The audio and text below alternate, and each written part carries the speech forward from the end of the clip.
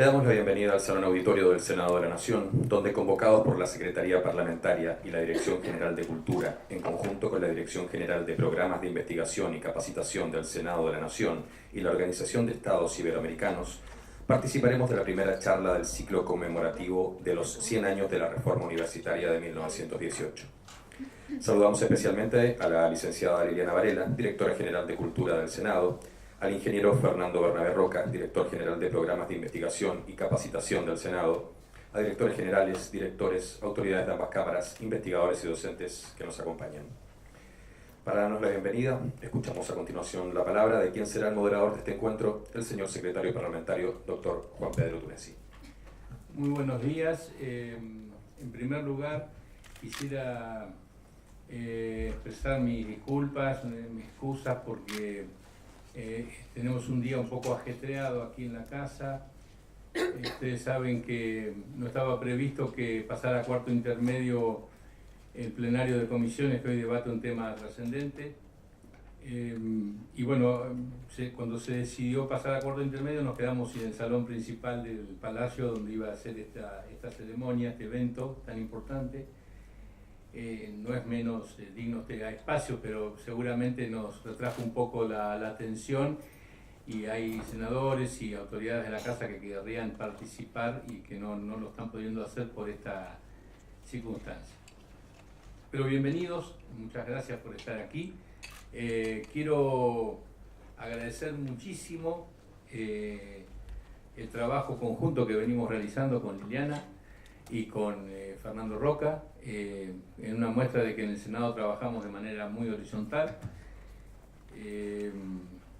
Ha sido el conocimiento, la trayectoria de Liliana que ha permitido convocar a figuras tan caracterizadas para que nos hablen de este tema de la reforma universitaria. Quiero agradecer especialmente al arquitecto Ramón Gutiérrez por esta muestra que estamos exhibiendo en el Senado. Es una muestra que se ha hecho a partir de un acuerdo con la Organización de Estados Iberoamericanos para la Educación, y que tiene una didáctica y una expresión muy acabada, muy atractiva para comprender este fenómeno de la reforma universitaria. Está muy bien. La verdad que a todos nos ha impactado, porque no solo por el contenido, por la seriedad con que se aborda el tema, el pensamiento americano y la reforma, sino porque es una muestra itinerante que permite a las autoridades, a los senadores, a los que visitan, porque el Senado es visitado regularmente por muchos jóvenes y niños de escuelas, sobre todo el edificio patrimonial del Palacio, que es visitado por cientos, por miles, diríamos, de niños al año y de jóvenes que vienen a conocer esta joya de la arquitectura que es el Palacio del Congreso. Bueno, allí van a poder encontrar esta muestra que verdaderamente enfoca el pensamiento americanista de la reforma, ese grito que fue la reforma del 18 y la reforma en un enfoque contextualizado en la época, extraordinariamente didáctico. Así que creo que los debemos aprovechar todo y agradecerles al autor de esta muestra, al arquitecto Gutiérrez, que tiene tanta antecedente que ya se van a leer seguramente, como los demás expositores que nos acompañan. Dos palabras para decir por qué el Senado, conjuntamente con esta muestra, vamos a hacer una serie de exposiciones. Hay un programa de adhesión a la reforma, a los 100 años de la reforma universitaria, que comienza con una mirada de la historia que vamos a tener hoy,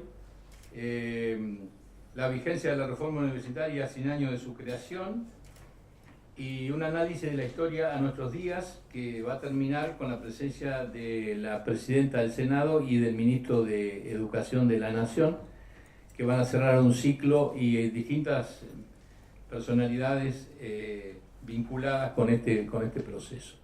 Todos tenemos que agradecer a la reforma, todos somos un poco hijos de la reforma, todos hemos podido, hijos de la clase media y la clase trabajadora argentina, llegar a la universidad, tener un título gracias a la reforma universitaria. Cambió la dinámica de la organización de nuestro país, nos impactó al mundo, esto que fue un acontecimiento notable. Creo que la Argentina sobresalió por este hecho. Yo tengo recuerdos muy vívidos de mi época de estudiante en La Plata, hijo de un empleado ferroviario como era mi padre. Pude estudiar y llegar a la universidad, graduarme en un título, así que soy también un agradecido de esta oportunidad.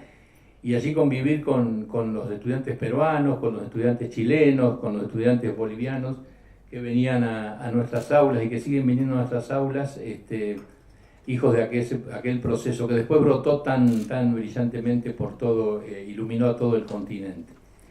Bueno, no digo más, agradezco a Diego Barovero, que es un amigo, la verdad que también nos va a hablar seguramente del enfoque unirigoyenista como es él, y presidente del Instituto Yrigoyeniano, una institución muy importante creada por ley. Bueno, también quiero agradecer a la profesora Cristina Vera, que es de la Junta de Estudios Históricos de Córdoba, bueno, allí donde nació la reforma universitaria, donde alumbró este proceso revolucionario. Uno se conmueve leyendo un poco la historia y volviendo a leer, esta mañana volví a leer el manifiesto liminar de la Reforma, y la verdad que uno no puede dejar de emocionarse, de vibrar con esas palabras tan encendidas, tan apasionadas, de esa juventud tan comprometida. Y al arquitecto Gutiérrez, a quien vamos seguramente a reconocer hoy y distinguir por esa gran tarea que ha hecho. A todos muchísimas gracias, los vamos a escuchar con mucha atención. Les pedimos disculpas por el momento de esta coincidencia, pero bueno, también digamos a favor de que el Congreso está con todas las luces encendidas, con lo cual tampoco es malo que haya actividad en el Congreso, mucha actividad en el Congreso. Vienen ministros, funcionarios, gente del común, técnicos, se discute, y eso es saludable en la democracia. Así que bueno, muchas gracias Liliana, gracias Fernando por el trabajo, lo tuyo Liliana verdaderamente muy comprometido, vos les has dado el toque de invitar a la gente experta que es tu amiga, porque también conoces por tu trabajo, y bueno, a Fernando por la organización. A todos muchísimas gracias, muy amables.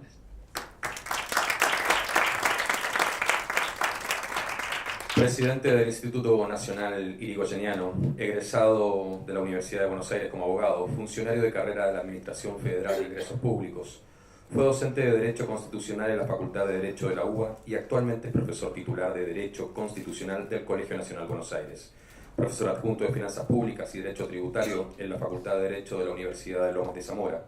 Se ha dedicado a la investigación y difusión de la historia argentina, publicando trabajos en revistas, así como artículos y notas de opinión sobre temas políticos, históricos y jurídicos, en diversos periódicos de la ciudad de Buenos Aires y el interior del país. Autor de libros como Radicalismo, un siglo y cuarto de historia argentina, Caudillos y protagonistas políticos en la boca del riachuelo, y UCR, su historia, su doctrina, sus nombres. Afiliado a la Unión Cívica Radical desde hace más de 3 décadas, en 2005 fue candidato a diputado nacional. Integra el Ateneo Popular de La Boca, del cual fue directivo y es miembro fundador y titular de la Junta Auténtica de Historia y Cultura de La Boca del Riachuelo. Escuchamos al señor Diego Barovero. Buenos días y muchas gracias. Gracias a las autoridades de esta casa que nos reciben con tanta hospitalidad. Gracias al querido amigo Ramón Gutiérrez, que nos ha convocado a colaborar con esta magnífica obra que está llevando a cabo CEDODAL, OIE, en la conmemoración de este acontecimiento tan trascendente de nuestra historia, que por supuesto, para que esto vaya sobre un carril más animado, no todos nos vamos a referir a lo mismo, vamos a tratar un poco de ser animados en la exposición breve aplicándonos a la maximización del tiempo, y también vamos a encarar algún diálogo posterior respecto de las particularidades del proceso reformista. Me voy a referir más concretamente a los orígenes, a la situación de la Argentina, al contexto histórico en el que se produce la reforma universitaria y cuáles fueron sus antecedentes, porque la Argentina ya para 1910, es decir, la Argentina del centenario, era un país diferente, había sufrido en esos 100 años desde su aparición en el contexto internacional, desde su emancipación, había sufrido una transformación importantísima en muy pocos años, en términos históricos. Un siglo es muy poco, pero había pasado a ser un país importante, trascendente en el contexto mundial, y sobre todo con una economía pujante, con un proceso social, cultural y político que acompañó ese desarrollo, y que le quedaba, para principios de este siglo, le quedaba latente, y casi podríamos decir como una deuda pendiente, la organización institucional, cumpliendo el precepto constitucional del artículo 1, que nos declaraba una república representativa y federal. El principio representativo era el que estaba todavía en litigio, había sido motivo de luchas cívicas durante los finales del siglo XIX, y apareció casi mágicamente y sin que nadie lo esperara el último reclamo armado, una protesta cívica con un movimiento obviamente cívico-militar en 1905, cuando después de 7 años de desaparición de la escena política argentina, el radicalismo se reorganiza bajo la dirección de Hipólito Yrigoyen, que había sido el heredero de la conducción partidaria de esa fuerza que fundara Leandro Alem en 1891, que luego del suicidio de Alem en 1896 quedó ahí latente, sin un liderazgo claro y categórico, que lo lleva a la disolución en 1897, y a 7 años, como decía, de desaparición de la escena política argentina,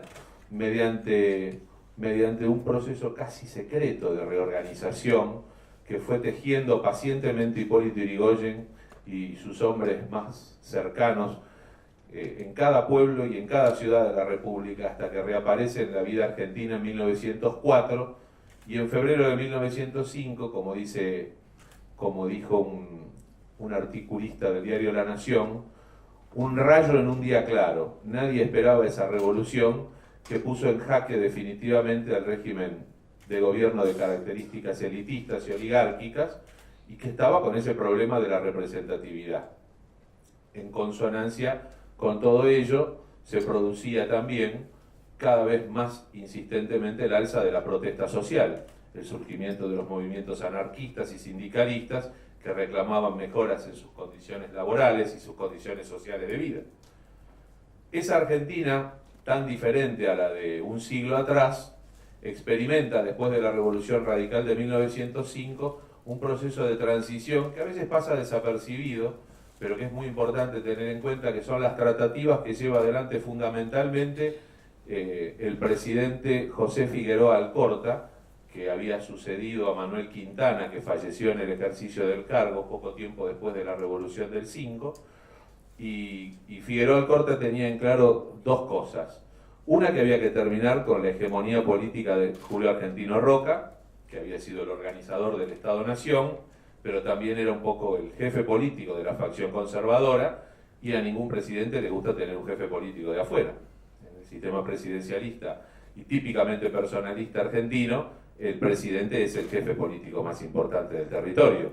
Es decir, que Figueroa se propuso reemplazar ese liderazgo, y así aparecen las primeras tratativas con esa oposición revolucionaria, cohesionada, que había aparecido casi sin que se la esperara, esa revolución que fue reprimida violentamente, con muertos, con fusilados y con muchos exiliados, y que da como consecuencia que al final de las tratativas con Figueroa Alcorta se produzca la sucesión presidencial en cabeza de Roque Sáenz Peña, que era un hombre integrante del ala dirigente conservadora, pero con una mentalidad un poco más abierta, con una experiencia internacional muy importante por sus misiones diplomáticas en el exterior, que había vivido de cerca los procesos de cambios políticos en Europa, y que llega a la Argentina con el centenario, termina siendo electo y asume el 12 de octubre de 1910, y se propone firmemente, luego de completar ese ciclo de entrevistas y de tratativas con el líder de la oposición, Hipólito Yrigoyen, se propone Roque Sáenz Peña impulsar las reformas que fueron conocidas posteriormente como Ley Sáenz Peña, que consagraba el voto universal, secreto y obligatorio, los padrones militares para evitar el falseamiento de los registros electorales que estaban compuestos generalmente por la autoridad política del momento y que eran voluntarios, y también la intervención de la justicia federal en el proceso de los escrutinios, es decir, algunas normas que le dan transparencia al sistema electoral. Esa Argentina evoluciona rápidamente, en muy poquitos años, hacia una república de tipo liberal democrática, con algunas deudas pendientes, pero también hay que tener presente lo que en algún momento sostuvo Eduardo Mallea, cuando dice, recuerda los tiempos en los que fue electo Hipólito Yrigoyen, y dice, sobrevino un estado de pureza cívica, una gran seriedad de conciencia culminó en 1916 con el advenimiento de un gobierno austero y popular.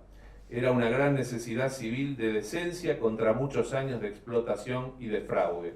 Siempre cito esta frase porque me parece que es una pintura de época que un intelectual, importante intelectual de nuestra vida, de nuestro país, que nos muestra cómo estaba el ánimo, por qué se produjeron esos cambios políticos y sociales en ese momento, y de qué manera Yrigoyen y el radicalismo se pusieron al frente de algo que la sociedad venía reclamando.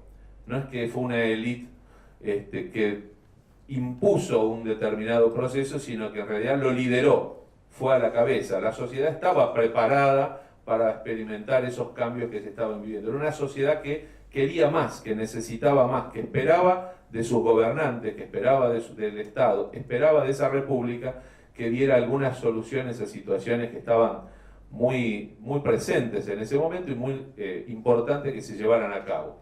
El gran maestro de la historia del radicalismo, que fue el ingeniero Gabriel del Mazo, precisamente uno de los herederos de la Reforma, él fue un líder reformista de la Universidad de La Plata, escribió en alguna ocasión que el primer gobierno de Yrigoyen planteó 3 grandes reformas que en su medida marcaron el derrotero del radicalismo, de este primer radicalismo gobernante, el de toda la primera etapa, ese primer tercio, esas primeras 3 décadas del siglo XX.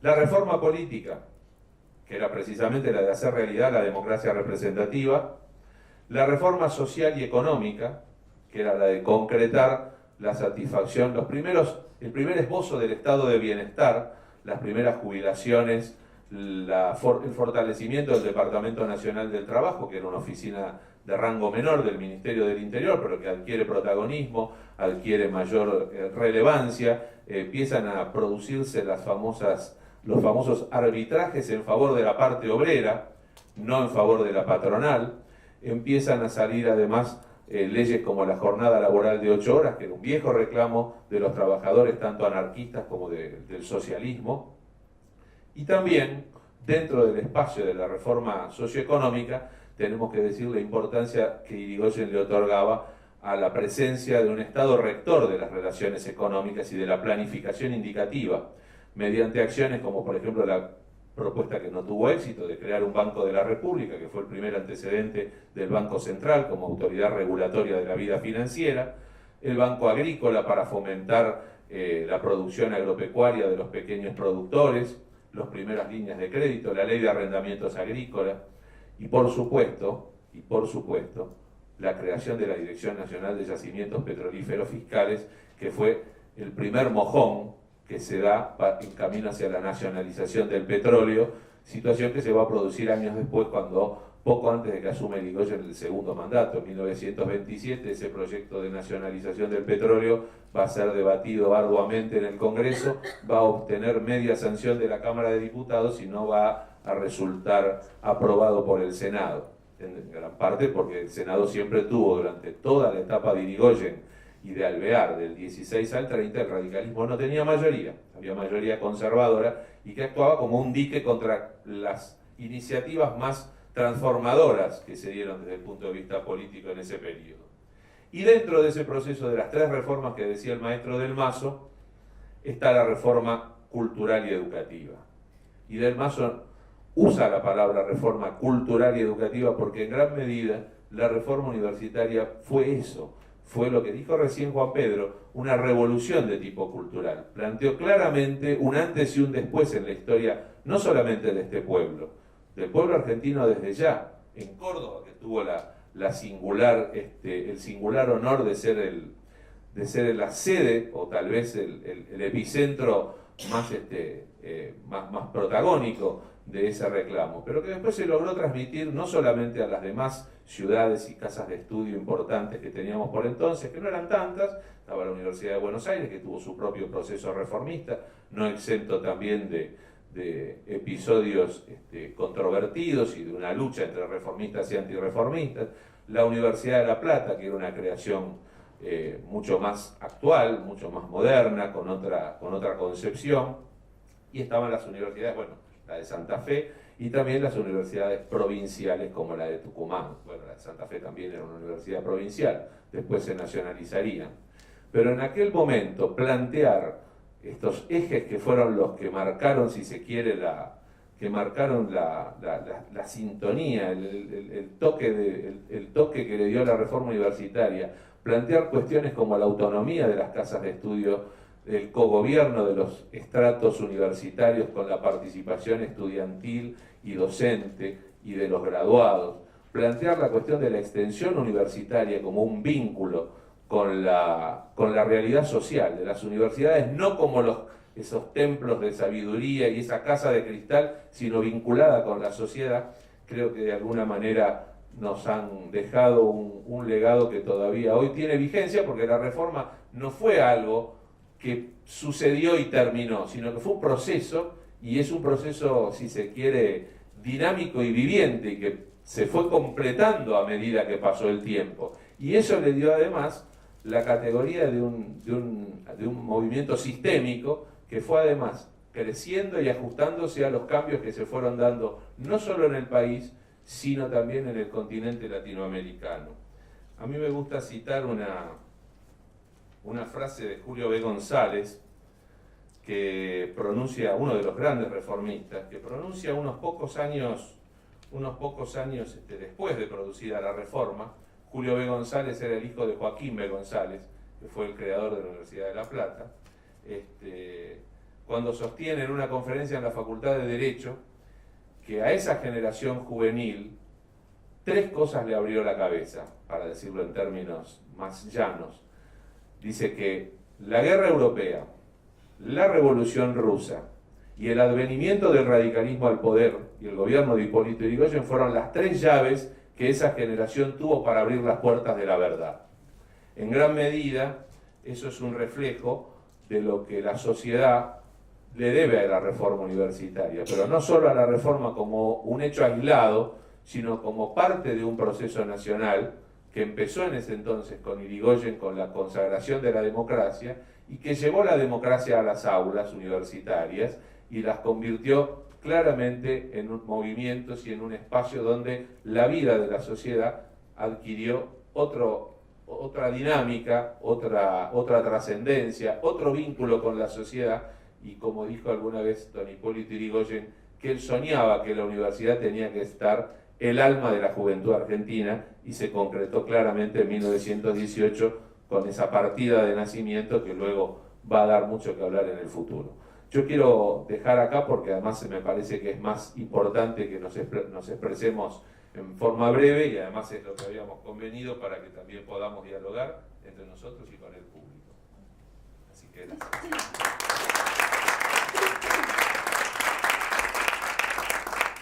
Muchísimas gracias. Presidenta de la Junta de Estudios Históricos de Córdoba, doctora en Historia por la Facultad de Filosofía y Humanidades de la Universidad Nacional de Córdoba, profesora titular de Historia Social Contemporánea, miembro del Comité Académico del Doctorado de Derecho de la Facultad de Derecho y Ciencias Sociales de la Universidad Nacional de Córdoba, investigadora principal del CONICET desde 2004, miembro del Consejo Asesor de Patrimonio de la Ciudad de Córdoba. Ha escrito libros y artículos como La Universidad Liberal Argentina, Cambios y Transformaciones antes de 1918, Reformas contra Reformas y Movimientos Estudiantiles en la Universidad de Córdoba, 1870-1936, De Comadronas a Obstetras, La Institucionalización del Saber, Ideología y Política, tejiendo la historia de docentes y estudiantes en el contexto de la crisis liberal argentina, 1930-1943, entre otros. Escuchamos a la señora Cristina Vera. Gracias. Quiero agradecer la invitación cursada por la casa, en particular a Liliana Varela, que ha pensado para las 3 mesas invitar a gente de Córdoba. Yo soy una provinciana y me alegra cuando en Buenos Aires se haga partícipe a las provincias del interior, porque generalmente estos acontecimientos quedan en un reducido núcleo de Buenos Aires. No es un resentimiento provinciano, pero hago la salvedad. En segundo lugar, al arquitecto Gutiérrez, a quien no nos conocemos personalmente, pero me invitó a participar de su proyecto y con el cual nos hemos carteado durante un tiempo largo, pidiéndome que corte y que corte y que corte. Entonces yo ahora voy a leer, porque si no me pongo a hablar y puede ser a las 2 de la tarde y seguir hablando. Y voy a referirme exclusivamente a los protagonistas de la reforma, es decir, justamente al problema dentro de Córdoba y en la Universidad de Córdoba. Para eso creo que es imprescindible retrotraernos un poco más atrás, es decir, para ver el tránsito del siglo XIX al XX, cuando se produce en Córdoba todo un cambio de paradigma para modificar esa universidad atada a los tiempos y que van a dar como fruto la reforma del 18. Hay una hermosa síntesis que hizo el poeta cordobés Arturo Cardeviel Osorio, que era la Universidad de Córdoba, que dice: la universidad es historia, historia desde la misma historia misteriosa que fue la inspiración de Trejo y Sanabria, que fue su fundador, para fundar en aquel caserío una casa de altos estudios. Oro no había, plata tampoco, ni otro metal codiciable. Habría, en cambio, para el curso de los tiempos, oro y plata en la minería de los espíritus. Y creo que ese espíritu de la universidad es el que, a fines del 19, comienza a manifestarse para producir el cambio de esa universidad que venía atrasada con una enseñanza cuestionada por los alumnos y por unos pocos docentes. El ambiente denunciaba la necesidad de un cambio. Los intelectuales y egresados de esa élite, de esa época, conformaban una élite que pretendía producir un cambio que estaba latente, pero que no lograba plasmarse.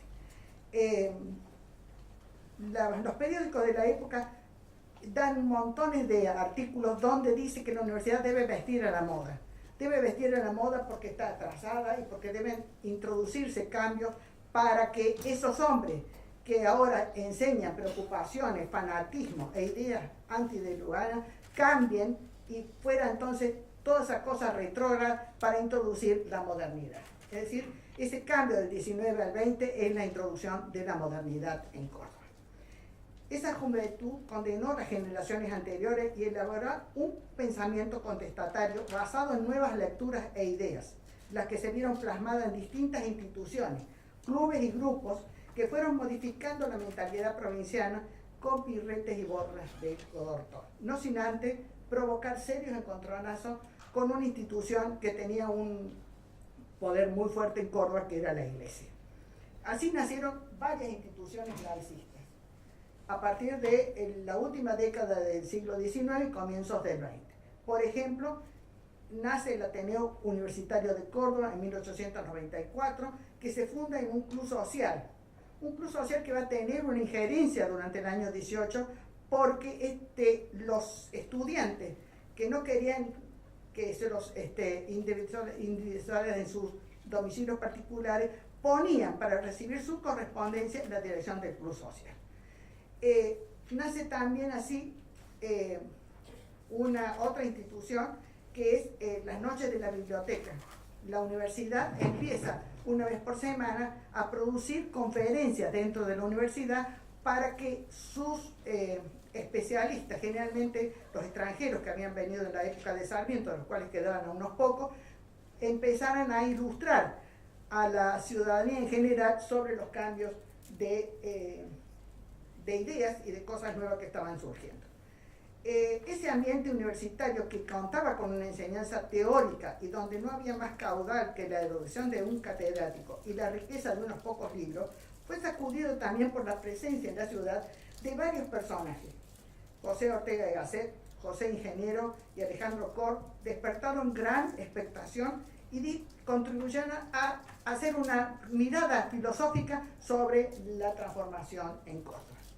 José Martín, José Enrique Rodó, Rubén Darío también incidieron en los ideales juveniles y a la vez propiciar un hacendado talento americanista. Rodó publicó en 1900 su obra Ariel, donde se opuso al antiimperialismo norteamericano, la espiritualidad americana, criticando al capitalismo y sugiriendo para América Latina una mirada menos agresiva.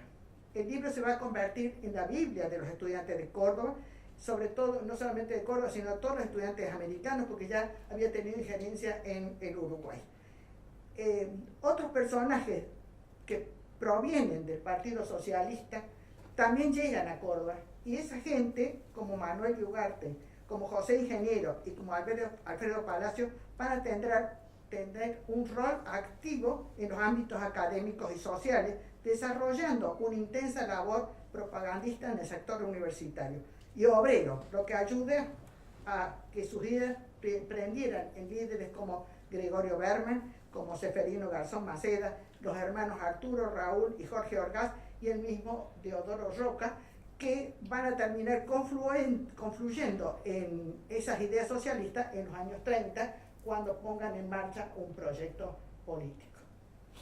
Entrado ya el siglo XX, los primeros congresos estudiantiles americanos, efectuados a partir de 1908 en el Uruguay, fue el medio más conducente y eficaz para acercar los pueblos y para implementar temas como autonomía, cogobierno y extensión universitaria.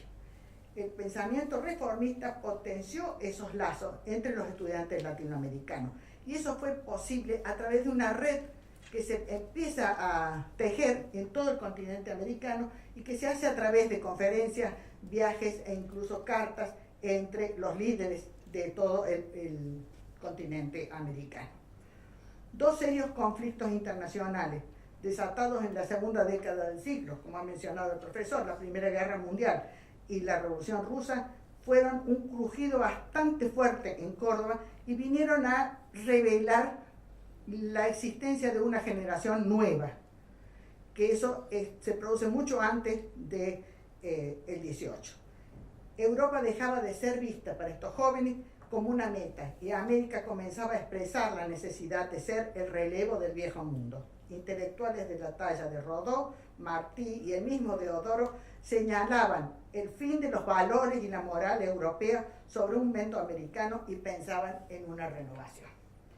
Deodoro Roca hizo una crítica abierta a la generación anterior, diciendo que ellos eran o representaban la generación del 14, porque la generación anterior había sido individualista, había sido chata y acaparadora, y que ellos pretendían un mundo totalmente diferente.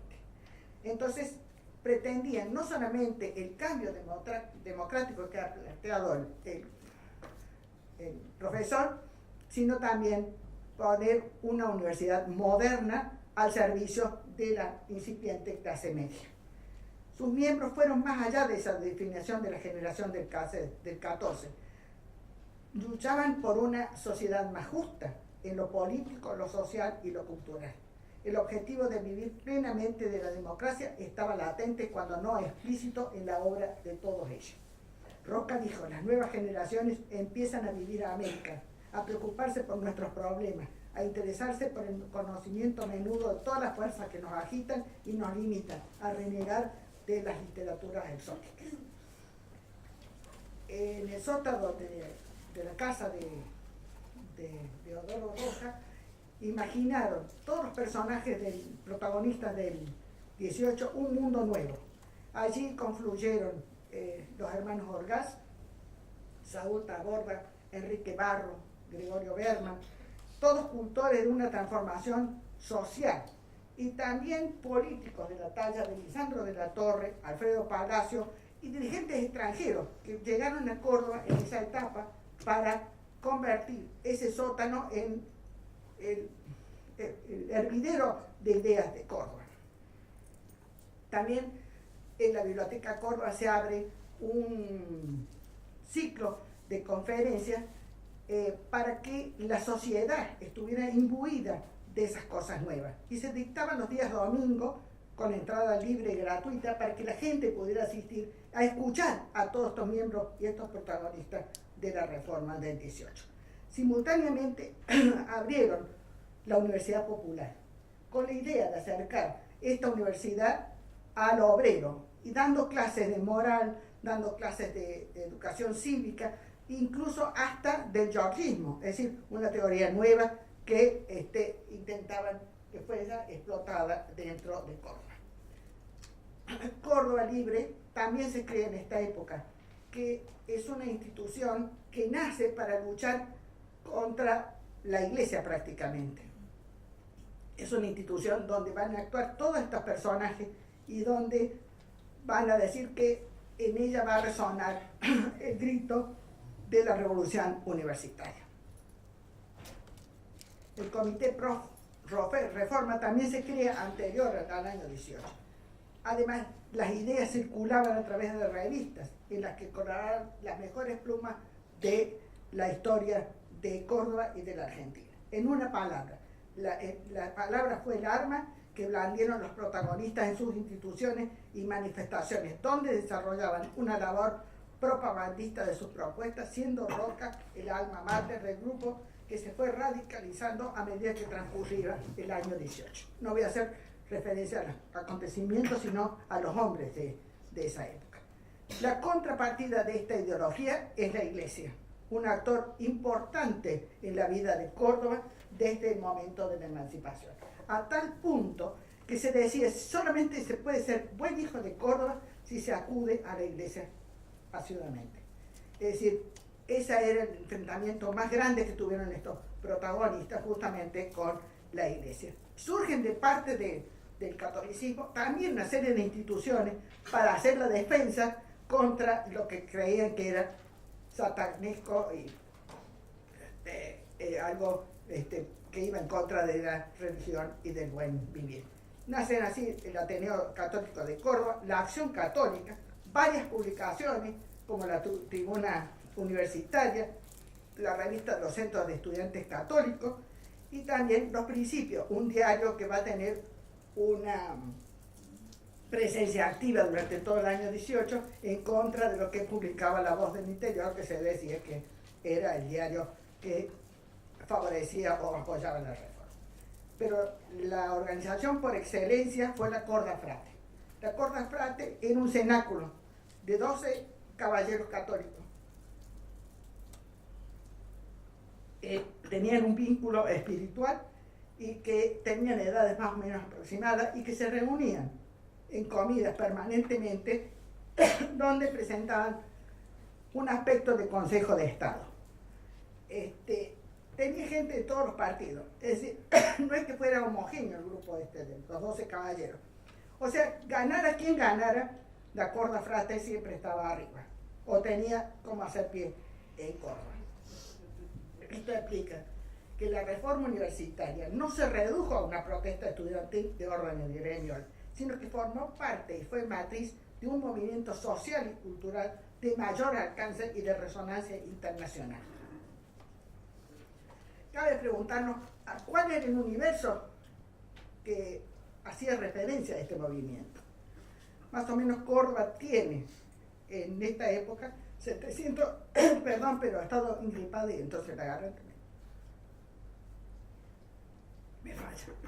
735.000 habitantes, de los cuales 150.000 estaban asentados en la capital federal, en la capital de Córdoba.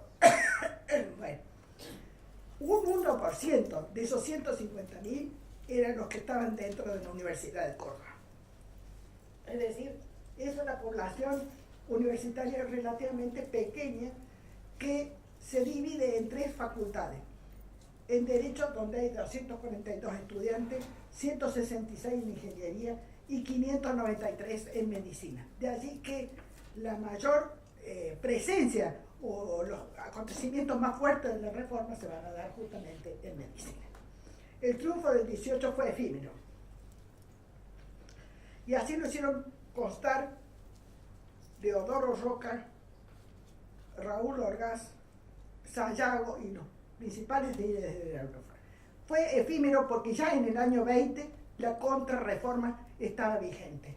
Y eso provocó en la universidad un retroceso a todo lo que se había planteado en el año 18. Los pocos profesores que habían surgido del 18, como Roca y los Orgaz y de Enrique Barros, tuvieron que renunciar e irse. No obstante, a pesar de esto, no se desilusionaron. Incluso apoyaron a la universidad desde afuera, logrando, con los contactos que habían tejido en el viejo mundo, traer profesores extranjeros.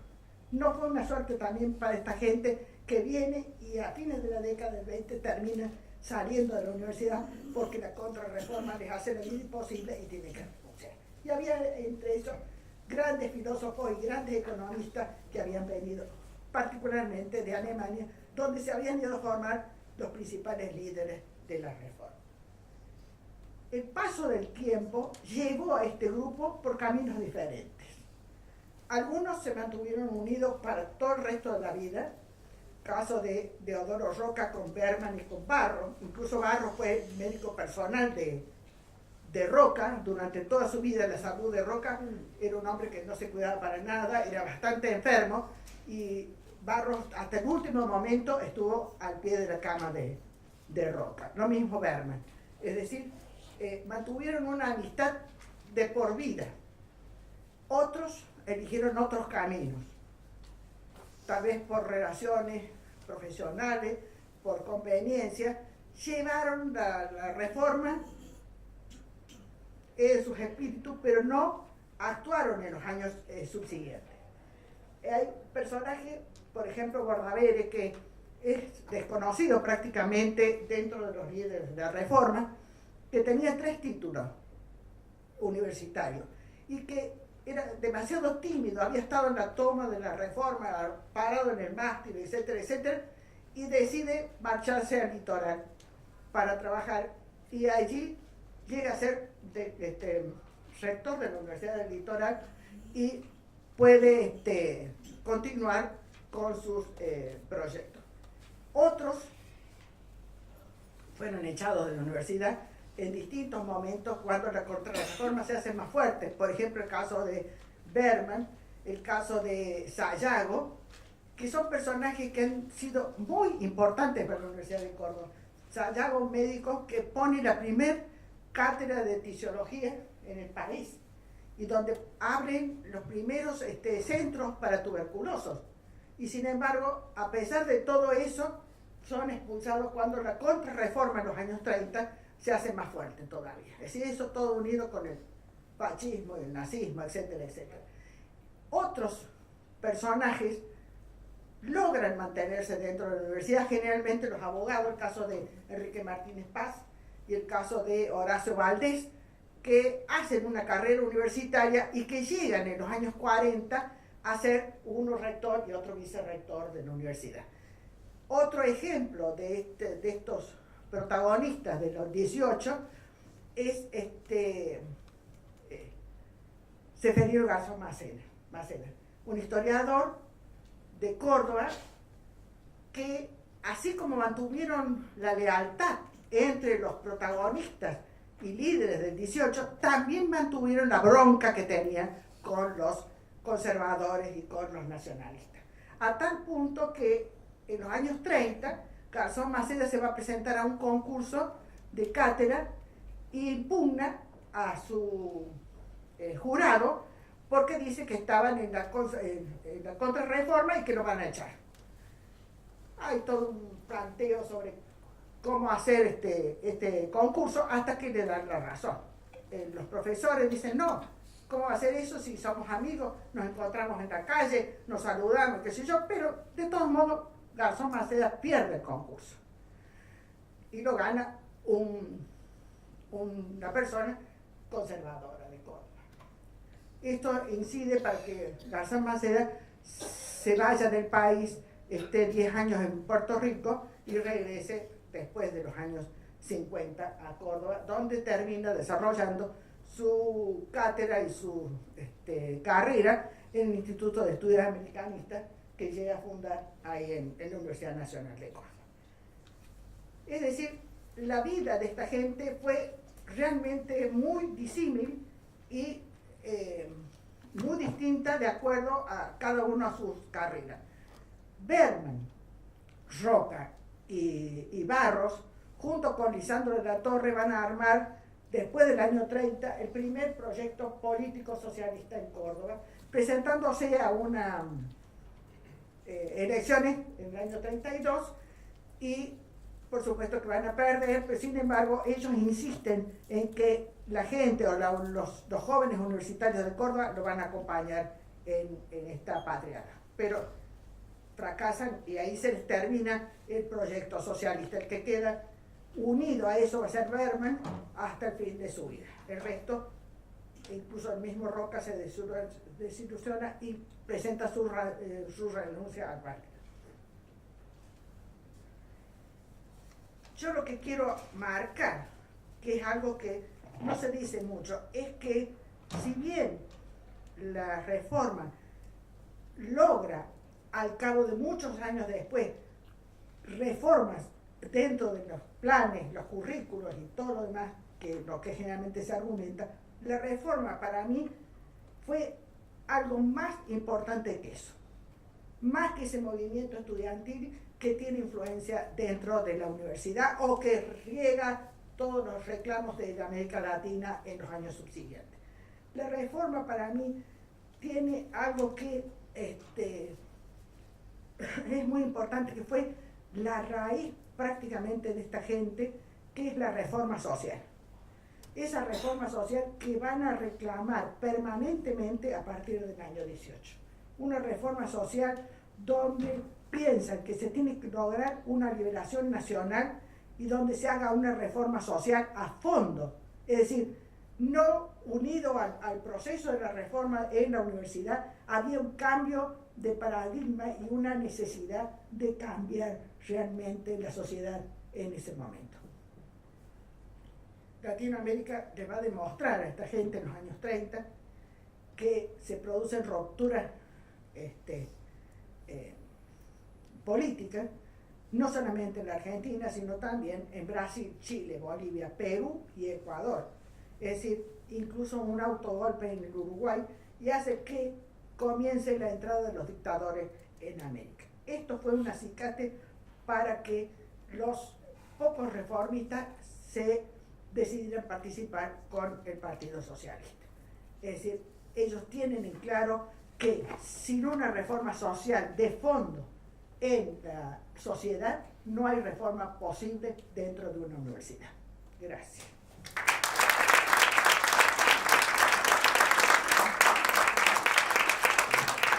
Muchas gracias.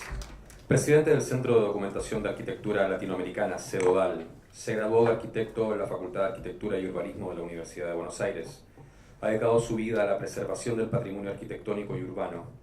Entre sus principales áreas de trabajo se ha destacado el relevamiento de la cultura rioplatense, labor que ha quedado plasmada en diversos libros. Investigador superior del CONICET desde el año 2000. En 2011 fue nombrado ciudadano ilustre de la ciudad de Buenos Aires. Su producción es imprescindible para el conocimiento del arte, la arquitectura y la historia urbana de América. Fundó la revista Documentos de Arquitectura Nacional y Americana. Fruto de su desempeño fue la creación en 1995 del CEDODAL, donde realiza una extraordinaria labor en difusión del patrimonio histórico de América a través de sus publicaciones y exposiciones. Escuchamos al señor Ramón Gutiérrez. Muchas gracias por la oportunidad de compartir algunas reflexiones que hemos estado haciendo sobre el tema de la reforma y su proyección hacia América, fundamentalmente en el pensamiento americanista. Yo quisiera plantear algunos enfoques que desde la historiografía, una historiografía muy estructurada de la Reforma en estos 100 años, presentan todavía, desde mi punto de vista, la necesidad de ir en profundidad. Es una historiografía muy lineal, muy encadenada y sin aperturas pluralistas, porque los hechos del contexto son hechos que tienen siempre una repercusión enorme en la Reforma, y esa repercusión ubica y reubica, como bien lo ha señalado mis dos compañeros, la posibilidad de efectuar o realizar una valoración que sea capaz de entender por qué quienes están renovando son quienes van a destruir o van a, en los 30, ¿no es cierto?, a determinar la caída de quien posibilitó la reforma, es decir, Irigoyen. Y esto marca, digamos, una realidad de los cambios internos, de los acentos diferenciales que se van a plantear. A mí me parece importante explorar algunos elementos estructurales de la historiografía. Uno, el tiempo antes del 18, que bien ha analizado Cristina, y que lo han hecho muy bien en un trabajo concreto sobre el Congreso de 1908 en Montevideo, en Uruguay, que es el que realmente da inicio, el primer Congreso de Estudiantes Americanistas, y da inicio a la preocupación de una serie de temas que van a reflejarse muy claramente en la Reforma del 18. Tal es así que además consiguen en ese mismo año, 1908, la participación estudiantil, por una ley nacional del Uruguay, la participación estudiantil en los consejos de las facultades. Con lo cual, uno de los elementos dinámicos que se plantean en el 18, ya 10 años antes tenían por lo menos legalmente una introducción en ese congreso. Un congreso que además nos presenta otro hecho fundamental para entender la dimensión de la reforma en este proceso de introducción de la democracia en la universidad y de la participación que tiene la generación de entreguerras, entre la Primera Guerra Mundial, que justamente, como señalaba Cristina, rompe la idea del modelo europeo para nuestras sociedades, porque muestra en definitiva que esa ecuación entre civilización y barbarie era en todo caso dos expresiones de barbarie diferentes, pero que marcaba en definitiva otras alternativas. Por ejemplo, en ese congreso de participación nos encontramos que 3 de los estudiantes que participan llegarán a presidente de sus países, es decir, Brum en Uruguay, en el caso de Prado en el Perú y en el caso de Oliveira en el Brasil. Es decir, tenemos entonces de pronto una cualificación que, si la extendemos un poco más, encontraremos que 18 de ellos fueron ministros, otros tantos fueron embajadores, y evidentemente esto marca un sello, marca una perspectiva que se reitera con otros matices en el segundo congreso que se realiza en Buenos Aires en 1910, en el mes de julio, justamente en coincidencia de nuestros centenarios. Y en ese congreso vamos a encontrarnos con que, si bien hay, por supuesto, quienes van a tener un papel político, como Tamburini, como otros muchos en otros sectores, pero sobre todo, fundamentalmente en el plano político radical, Ravignani, etc., nos vamos a encontrar con Usey, nos vamos a encontrar con Massa, Salvador Massa, Chagas Massa, nos vamos a encontrar con Arrillaga, médicos famosos, es decir, gente que ha tenido una participación dentro de la investigación, dentro de la docencia de la universidad, realmente muy singular y muy importante. Entonces, creo que tenemos que prestar una mayor atención a lo que significa esta forma de participación orgánica que van a tener los distintos sectores, los distintos grupos estudiantiles en este proceso que va a terminar en un tercer ciclo, que es el de Lima en 1912, donde vuelve a reiterarse la figura. Yo les diría que casi, si tomamos hasta el 42, yo he tomado en la exposición el periodo de entreguerras, es decir, terminando en los 50, 45, 50, nos vamos a encontrar que casi más de una docena y media de estudiantes participantes en los congresos han sido presidentes de nuestros países.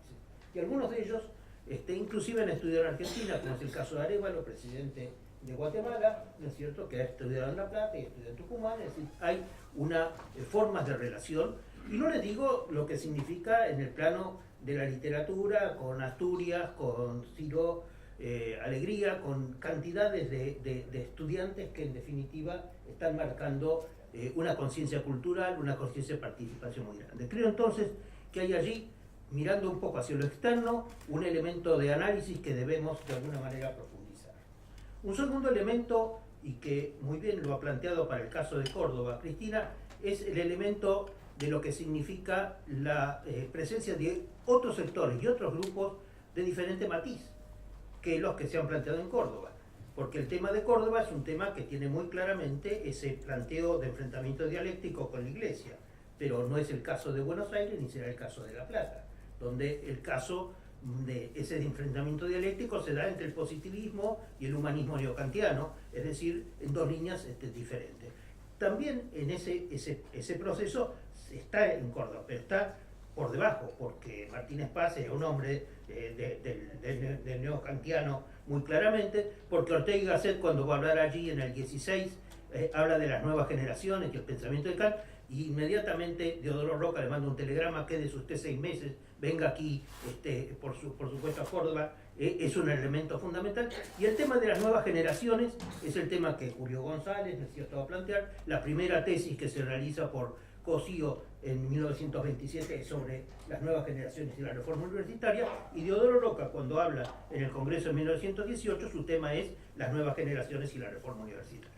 Es decir, estamos ante un tema de carácter filosófico, ideológico, ¿no es cierto?, que está mostrándonos que deberíamos mirar con diferentes perspectivas cada una de las realidades que estamos. Y en el caso de Buenos Aires tendremos la creación del Ateneo, donde van a confluir los sectores católicos con los sectores liberales, es decir, Moner Sanz con Tomás Casares o con otra gente, Max Rode, por ejemplo, con Villafañe, es decir, que están allí planteando el Ateneo y luego el Colegio Novecentista, Corriano Alberini, Alejandro Korn, es decir, estamos de golpe con una realidad que nos está mostrando un hecho de reformistas plurales. Este hecho de reformistas plurales es un hecho que yo creo que debemos llegar a replantearlo. Pasaron 100 años, y en estos 100 años se exige, y yo diría que en los últimos 10, 15 años, la aproximación que han ido haciendo los jóvenes investigadores sobre las revistas, sobre los manifiestos, sobre los textos, van complementando lo que desarrolló magistralmente Gabriel del Mazo con un sentido muy pluralista, porque Gabriel del Mazo hable todas las expresiones, desde los marxistas, desde los socialistas, de los demócratas progresistas, de los radicales y de los independientes, que también los hay. Con lo cual, este es un panorama que yo creo que nos es muy, digamos, incentivador para poder formular una nueva forma de entender este tema. Inclusive, lo de la Corda Frates es muy interesante, porque este nombre de la Corda Frates se ha creado en Europa en 1898, y además la FUBA y además los centros estudiantes de Buenos Aires participan de la Corda Frates Internacional. Sí, pero toman el nombre ese.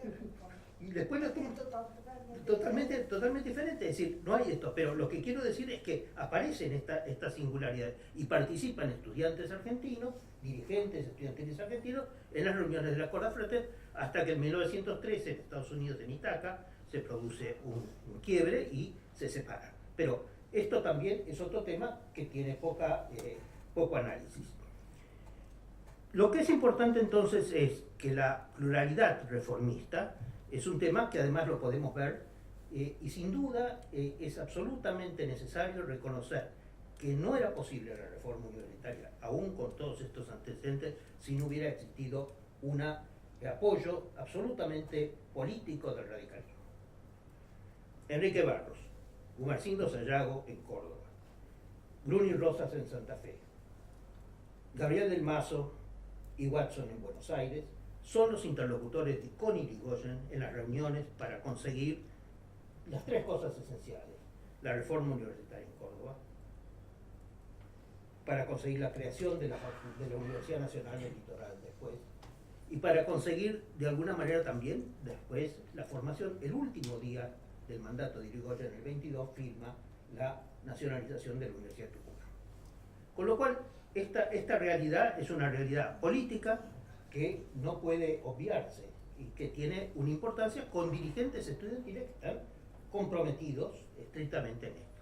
Lo cual no quiere decir de que esos dirigentes tengan el pleno poder y la totalidad de las cosas. Hay elementos que también tenemos que mirar. Por ejemplo, Gabriel del Mazo presenta en el Congreso de 1918 en Córdoba la declaratoria de presidente honorario del Congreso de Irigoyen y no sale votada. O presentan, Gabriel del Mazo en Sardigó presentan el pedido de la gratuidad de la enseñanza y no sale votada. La gratuidad de la enseñanza de las universidades es un decreto de Perón, en el 49. Y esto también exige una mirada, digamos, comprensiva de largo aliento, es decir, de largo alcance, para entender justamente este tipo de situaciones. Muy bien explicaba lo de Córdoba y del núcleo. Hacer una aclaración, Sí. Barro le costó prácticamente su carrera el hecho que se lo relacionara con Irigoyen. ¿Sí? Porque el resto, justamente, se creía que él había partido a Europa a perfeccionarse justamente porque... Por una beca que le daba el gobierno. Y no fue así, pero de todos modos le costó a Roca bastante. A Barros le costó muchísimo. Y además Barros perdió porque el radicalismo también, con el mandato de Alvear, tuvo un cambio de atenuación de todo lo que significaba ese compromiso. Y hay que entenderlo también así. Y la crisis que los socialistas le plantean es el acomodamiento, digamos, a la situación al gobierno de Alvear, ¿no es cierto? Entonces, por eso yo digo que el contexto hay que mirarlo en una secuencia de largo aliento y no como hemos hecho sumando, digamos, miradas microscópicas. Es decir, por ejemplo, para darles una idea, mucho se habla de la reforma universitaria con una mirada desde la Facultad de Derecho de Buenos Aires, porque ahí estaba Julio González, ahí estaba Sánchez Viamonte, ahí estaba Sanguinetti, los que escribieron sobre la reforma estaban todos ahí. Entonces, lo que pasaba en la Facultad de Arquitectura, la Facultad de Derecho de Buenos Aires, era lo que era la reforma. Y no es así, lo explicó muy bien. La cantidad de movimientos que surgieron en Córdoba antes y los que surgirán después, igual en Buenos Aires, igual en otros lados, exigen otro tipo de mirada. Perdone, yo estoy planteándolo desde afuera y mirando la historiografía en una idea, ¿no es cierto?, que me parece esencial para que en este siglo que estamos de la reforma podamos ir complementando aquello otro. Después viene el otro tema fundamental, que es la proyección externa. La proyección externa de la reforma es también de diversos niveles, porque los contextos en los cuales se va a plantear, y voy a ser breve, es muy distinto. En Chile, por ejemplo, los grupos estudiantiles están manejados por los anarquistas y vienen realizando desde hace 10 años, ¿no es cierto?, escuelas nocturnas para obreros, y vienen realizando farmacias gratuitas, y vienen realizando asesoramiento jurídico. Es decir, tienen de golpe, ¿no es cierto?, una realidad en la cual la reforma universitaria les llega casi sin mosquearlos demasiado. Lo consiguen cuando hay una proyección de Gabriel del Mazo que junta a Víctor Raúl Haya de la Torre, y como hay un conflicto entre Chile y Perú, junta a De María, que es un dirigente estudiantil chileno anarquista, y le hace firmar un pacto por la paz, un pacto por el entendimiento de los pueblos, es decir, busca, ¿no es cierto?, una línea de integración que no está a lo mejor en esta línea tan social y tal, pero es una línea política de americanismo. Es decir, ahí hay otra raíz. En Uruguay es muy temprano esto que les decía, pero la Federación de Estudiantes se funda recién en el 29 y ayudan mucho los dirigentes estudiantiles de Buenos Aires y de La Plata a organizar los centros de estudiantes en Uruguay. En el Perú es donde realmente la reforma tiene el eco más fundamental. Y esto lo dicen todos, desde Gregorio Berman, ¿no es cierto?, hasta la playa de críticos, Sanguinetti, Siria, etcétera, todos dicen, realmente Víctor Raúl Haya de la Torre es el hombre que moviliza esto. ¿Y por qué lo moviliza? Lo moviliza porque encaja exactamente en una realidad social que también es interesante, es parecida a la de Córdoba. Porque los dirigentes de Córdoba no son cordobeses. Los dirigentes de Córdoba son provincianos que van a estudiar a Córdoba. Horacio Valdés es de Catamarca, Barros es de La Rioja, tenemos Bordaveres de Santa Fe, es decir, Sayago de Santiago del Estero, es decir, son las personas que no participan de la sociedad cordobesa y la sociedad tradicional cordobesa, sino aquellas personas de sus sociedades provinciales que han ido a estudiar allí. Y su manera de integrarse es participar dinámicamente. Y este es otro tema que también tenemos que mirar. Y pasa lo mismo en el Perú. Víctor Raúl Ayala Torres viene del norte, vienen de la sierra, vienen de otro lado. El primer congreso se hace en Cusco en el año 20. Es decir, y entonces hay toda esta cosa frente a Lima, la necesidad de ser, la necesidad de estar. Y se organizan con los obreros desde el comienzo. Víctor Raúl Ayala Torres consigue, discutiendo junto a los obreros, las 8 horas de trabajo. Y eso forma ya las universidades populares, no para dar conferencias, las universidades populares para trabajar en los sindicatos formando a la gente. Y es lo mismo que sucede con la Revolución Mexicana. La reforma, cuando llega, con Vasconcelos, ¿no es cierto?, habla de la universidad, no. Vasconcelos dice que tiene 16 millones de analfabetos en el país y que lo que tiene que trabajar es sobre los 16 millones. Y los estudiantes universitarios a ir a las casas de vecindad, a ir a los pueblos, a enseñar a leer, a enseñar a escribir. Es decir, las prioridades se van dando y se van ajustando de acuerdo a esas reglas de contexto. Por eso nosotros tenemos que trabajar mucho sobre la relación de la reforma en el contexto y menos en esa visión tan endogámica de lo que se transforma dentro de la facultad. Porque si vamos a analizar eso, vamos a tener problemas también. Porque Julio B. González y Sánchez Viamonte eran representantes estudiantiles, no estaban recibidos hace años, pero eran los consejeros estudiantiles, porque los consejeros estudiantiles no eran necesariamente estudiantes, era gente que era profesional, profesores adjuntos, por ejemplo. Con lo cual también eso cambia con el tiempo. Entonces, estas son las cosas que uno debe ir hilando. Bueno, exactamente yo les diría que en el Perú los 8 años del exilio de Aya de la Torre, que va a viajar a México, que va a viajar a Cuba, que va a viajar, es el que moviliza y crea una noción política, que es la Alianza Popular Revolucionaria Americana, es decir, con grupos políticos en cada uno. Y nosotros hemos tenido aquí exiliados que han llegado a ser hasta presidentes de la Federación de La Plata Universitaria, o de otro lado, es decir, personajes que han sido muy importantes en el mundo estudiantil peruanos, que han venido en el exilio. Y entonces esto ha fomentado una relación cultural donde la Unión Latinoamericana, que funda Alfredo Palacios y José Ingeniero, encuentra en estos peruanos una forma de dinámica, en Seoane, que es el secretario, y otros más, muy fuerte. Y creo yo que esto es todo el campo que nosotros podemos llegar a entender con una claridad mucho más grande si analizamos las formas de proyección en cada uno de los grupos y cómo se reorganiza esto. Y a mí me preocupa algunas cosas que debemos también reestudiar. Las universidades populares. Las universidades populares para nosotros terminan siendo cursos de extensión universitaria. Pero en el caso del Perú, o en otro caso en Cuba, o en otro caso en México, ¿no es cierto?, tienen otra singularidad y otro perfil. Esto es uno de los temas que también tenemos que ver hasta dónde llegaba este compromiso de los sectores de clase media de integrar.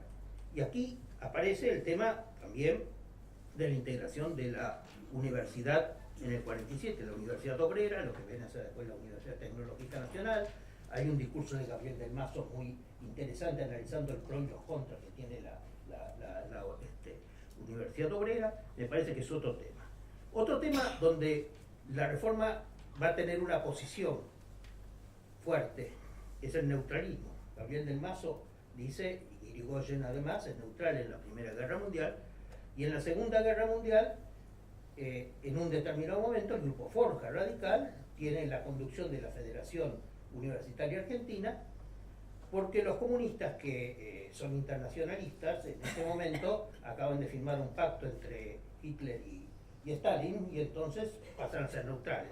Entonces ahí pasa eso. Por supuesto, a los 2 años, cuando Hitler invade Rusia, pasan a ser internacionales de nuevo, y entonces la Argentina tiene que participar en la guerra de cualquier manera. Entonces, este tipo de cosas es un principio o una herramienta. Y este es otro tema que tenemos que empezar a analizarlo. De estas ideas, cuáles son, ¿no es cierto?, las aplicables, cuáles se mantienen como principios y cuáles no. Y ahí Gabriel del Mazo muy firmemente lo dice. La Federación Universitaria Argentina dijo también en la Segunda Guerra Mundial que había que ser neutral. Está escrito. No lo fue. Y después pidió que no lo fuera. Tema de la autonomía. El tema de la autonomía es complejo. El tema de la autonomía no está en el comienzo. No está en el comienzo por la sencilla razón de que los estudiantes están pidiendo que se intervenga la universidad. Es decir, Que es lo que asegura el triunfo de ¿qué la reforma. es lo que asegura el triunfo de la Bueno, el reforma? ministro. ¿Eh? Y no solamente en ese momento, en el 55 pasó lo mismo. Es decir, que nosotros tenemos que pensar si esto es una herramienta o es un principio. Es decir, nuevamente tenemos que ser objetivos en este análisis de la realidad. Y finalmente también la idea del apoliticismo, porque hay muchos instantes en los cuales la posibilidad del control político de la estructura política, con el socialismo, por ejemplo, que en determinados momentos juega estos papeles frente a Irigoyen, o en otros momentos enfrentando, digamos, o la misma creación de la idea del Partido Nacional Reformista, que va a plantear en el año 27 Julio González, está planteando una cosa que nuevamente Alicier Frondizi en el 61 dice, por favor, basta de este intento de control político, sobre todo refiriéndose a los comunistas, de este control político de la universidad para poder desarrollar un sentido de la universidad que no juegue este tipo de cartas. Entonces, yo creo que ahí estamos también en otro tema que deberíamos plantearnos. Yo les estoy diciendo aquellos puntos que me parece en los cuales tenemos que tener una reflexión a los 100 años de la reforma un poco más abierta que la que hemos tenido hasta el momento. Muchas gracias. Muy bien.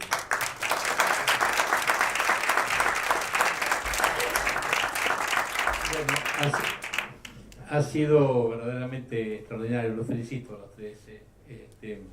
No solo hemos aprendido, sí, como no, con mucho... Porque Ramón hizo alusión a Juan José Arévalo y ahí enseguida me saltó el chip, justo se conectó.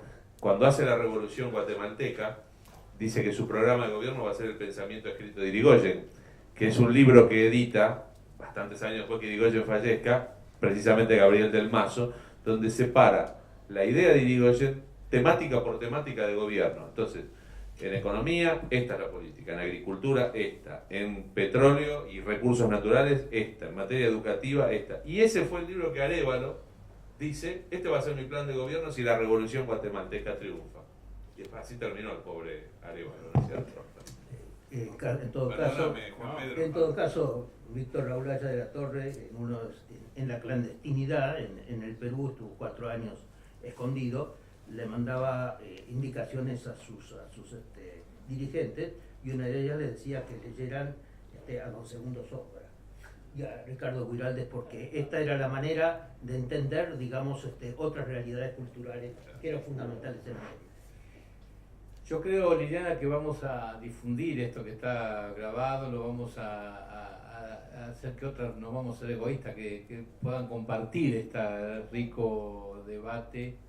Tenemos que garantizar que esto se difunda un poco, porque la verdad ha sido magnífica las intervenciones. Bueno, algunas preguntas, ¿alguien tiene dudas? ¿Quiere hacer alguna inquietud a alguno de los panelistas? Con mucho gusto. Y si no, Liliana. Aparte de felicitarlos porque nos han llevado desde el camino del comienzo hasta la proyección latinoamericana, y quería agradecer el esfuerzo de haber venido. Estamos esperando las publicaciones de la doctora Vera, que sobre la reforma tiene, porque hay datos muy peculiares, muy particulares, que parecen que están haciendo microhistoria, ¿no? Hoy que está tan de moda la microhistoria, para volver a entender las cosas, porque como decía Ramón, a veces se simplifica. En la historia nada se puede simplificar, es decir, porque todo es complejo. No hay una fuerza que es dueña de ninguna verdad. No hay nada que pueda uno sentenciar o profetizar y decir esto que estoy diciendo es el gran aporte. El aporte de esta mesa ha sido la complejidad, ¿no? Eso me parece que ha sido lo mejor. Y me gustaría preguntarle a la doctora, que nos ha dado clase, ¿cómo fue que pudo conseguir toda la documentación ¿no? Que desde acá, desde Buenos Aires, no tenemos ni idea de aquellos datos, yo soñaba con hacer un documental, se lo voy a contar, buscando la vida de esos que estaban subidos ahí, con esa franja medio morada, y no sabía yo si un documental o una ficción, porque me encantan las dos cosas. Y pensaba, ¿quiénes serán estos que están allí? Y para nosotros, yo me junté con gente para ver cómo hacíamos para encontrarlos. Y ahora me encuentro con usted y me dice que los tiene a todos. Y a los 83, y bueno, allá no va a alcanzar un documental, va a haber que hacer una ficción con todo esto, ¿no? Dígame, ¿cómo pudo conseguir esa fuente? Han sido muchos años de hacer historia de la universidad, buscando papelitos y papelitos y sumando, que han dado resultado prácticamente después de mucho tiempo. Se entendía la historia de la universidad como algo aburrido, algo arcaico, como un estudio de historias de instituciones que nadie hacía. Bueno, pues últimamente todo el mundo está con la historia de la universidad, incluso en la misma Córdoba, donde era el único personaje que andaba. He tenido la suerte de dar tanto tiempo y que este último tiempo me llegaran muchas cosas a mis manos sin pensarlo. Entre eso, las cartas de Deodoro Roca, que es una fuente increíble para hacer el análisis de este periodo. Que un buen día un señor me vino y me dijo, mire, yo tengo unos biblioratos, no entiendo si sirven o no sirven, si usted quiere revisarlo, así cayeron. Hablé con la familia y efectivamente el hijo de Roca, un abogado bastante famoso en la época de la guerrilla del 76, sufre una invasión en su casa donde le sacan toda la papelería y tiran parte de esos papeles a esos contenedores de la calle. Son cosas increíbles, pero así fue. Yo cuando me dieron los papeles dije, esto me pica en las manos, porque realmente no sé dónde viene y cómo viene. Entonces hablé con la familia y me dijo, sí, efectivamente eso ocurrió. No solamente eso, sino que se robaron cualquier cantidad de cuadros. Roca era un pintor aficionado, primo hermano de Octavio Pinto, un gran pintor cordobés, y tenían una colección de cuadros maravillosos de la época de los años 20 y 30 en Córdoba. Y desaparecieron también con estas racias que hacían en la época de la dictadura. Entonces cuando lo miro, mire señor, esto es muy importante, pero sí, es importante para quien trabaja esto, porque si usted quiere venderlo, tiene que ir a buscar quien se lo compre. Porque, bueno, no, si usted úselo y después dígame qué se puede hacer con esto. Bueno, después vamos a donarlo al Museo de la Reforma o a la universidad. ¿Para qué lo quiero yo en mi casa? Mientras tanto, estoy haciendo usufructo de esos papeles, por suerte, ¿no? Por suerte, y serán regalados el próximo año una vez que estén los libros publicados. Pero es una fuente inagotable. Y entre eso estaban los nombres de los 83 que se subieron al máster. Ahí, entre este grupo, hay gente que yo quería nombrar, pero bueno, para hablar más rápido y todo demás, que era estudiante en el 18, prácticamente muchos de medicina y también de ingeniería. Y que con el paso del tiempo llegaron a ser rectores, o vicerrectores, o decanos de distintas facultades. Es decir, esos personajes que eran jóvenes, diríamos, revoltosos del 18, terminaron dentro de la universidad haciendo una carrera universitaria de prestigio. Caso, por ejemplo, del doctor Villafañe Lastra, que llegó a ser rector, un radical de pura cepa también, que su familia también, sabiendo que estaba en esto, me ha donado una cantidad de fotografías de Villafañe Lastra que es increíble. O sea que he tenido la suerte en este último tiempo de recolectar lo que me faltaba. Bueno, la suerte de haber trabajado 30 años sobre un tema que no era moda, porque el tema acá, era en la aburridísimo. historia pasa eso, ¿no? Era aburridísimo. Faltándonos tantas historias de las instituciones como es el trabajo que siempre pensamos con con Inés Rodríguez, que es el trabajo que hay que hacer. Las historias de las instituciones hoy están faltando dentro de las historias, está faltando todo esto reciente que parece que no es historia y que hace falta escribir. No, que se está dando también otra mirada diferente, porque Por hace supuesto. años también se hacía historia de la universidad, en los años 30, 40, lo hacían generalmente Son los abogados. relecturas necesarias Claro. y constantes. Claro. Bueno, le vamos a hacer una entrega de un pequeño diploma de distinción al arquitecto Gutiérrez en agradecimiento simbólico, pero agradecimiento por el haber cedido la exposición que estamos llevando adelante en el Senado, y una forma de tratar de agradecerle y que le quede a usted este pequeño recuerdo.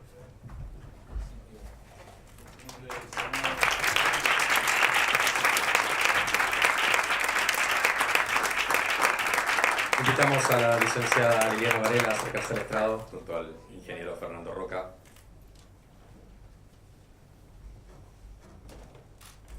Para hacer un reconocimiento al arquitecto Gutiérrez por su labor académica.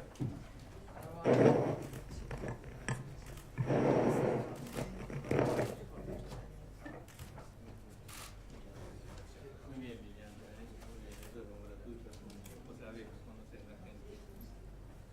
Bueno, nos vamos a tomar una fotografía. Sí.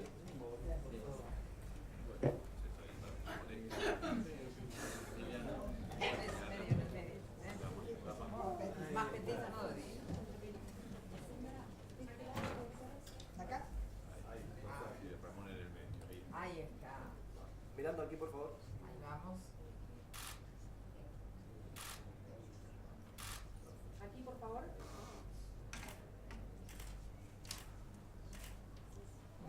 Gracias. Ya está, no te falten más los autógrafos. De este modo damos por terminada esta primera jornada. Primera jornada del ciclo conmemorativo del centenario de la Reforma Universitaria de 1918. Muchas gracias por acompañarnos, que tengan muy buenas tardes.